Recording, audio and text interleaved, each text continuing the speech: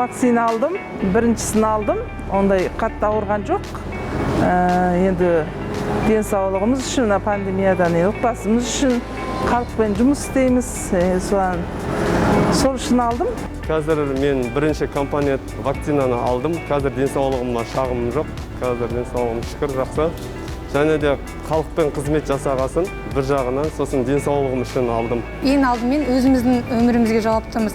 Алдағы уақытта балаларымыздың дендерінің саулығы үшін, оларды асырап сақтау үшін осы вакцинацияны алып, тек халықпен ғана жұмыс істегеніміз үшін емес, сонымен қатар отбасымыз үшін де алып жатырмыз. Барлығына осы вакцинацияны алуға шақырамыз.